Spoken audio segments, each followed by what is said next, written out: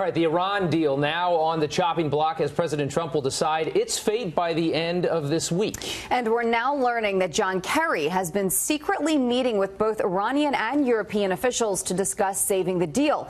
So is this the real collusion? Here now to weigh in is former State Department official under Presidents Trump and George W. Bush, Christian Whiton. Thank you for joining us this morning.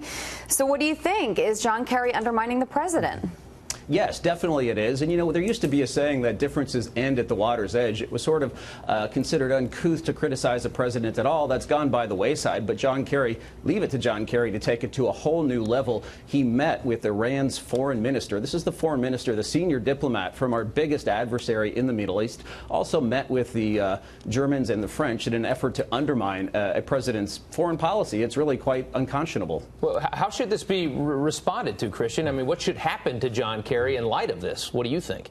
You know, I think he should be prosecuted under the Logan Act. I don't particularly like the law. It's never been used to convict anyone. It's been used to threaten people. It was from 1799, same vintage of the Alien and Sedition Acts. But if it's going to be used against Republicans, and it was certainly used against Mike Flynn to create the whole sort of entrapment of Flynn, if you will, by Sally Yates, since fired from the Justice Department, you know, it's pretty plain that John Kerry's in violation of this act. So, you know, why not throw it at him? And just to pull up here on screen for a second here, part of the Logan Act, any citizen of the United States who, without authority of the United States, directly or indirectly commences or carries on any correspondence with any foreign government with intent to influence the measures in relation to any disputes or controversies with the United States shall be fined under this title or imprisoned. What do you think?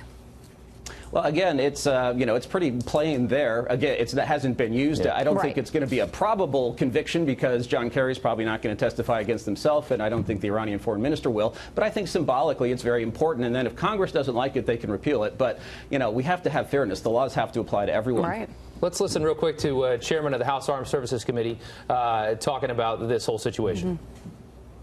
I'm not necessarily opposed to sticking with this deal forever, but you need to have a clear idea about next steps. Maybe the best thing is for the president to delay a bit more his deadline of this month and put the French and the British up to the test about whether it is possible to get this other sort of agreement.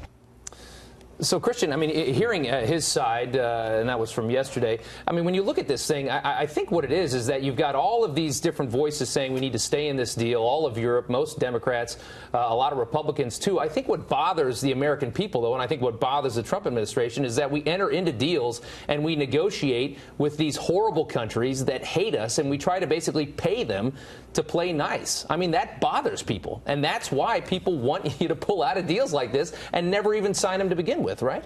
Right, and the American people know exactly what the Iranian regime is about. We may have elites here in Washington who forever see moderates in the Iranian government that we could reach out to, but in reality, Iran has seen itself as at war with the United States since that government came to power in 1979 and took our diplomats hostage. You know, as to the criticism that the president doesn't have a plan, you know, the idea is to move beyond this appeasement pact to be able to put tougher sanctions on Iran if they do violate, you know, build up a nuclear arsenal or do other things that are harmful to us. So also, you know, the president was very clear. He took the side of the Iranians who were in the streets protesting the regime. And so those are the fundaments of a big, I think, an important policy. Christian, we've got to let you go, but real quick, what do you think ends up happening on or before May 12th?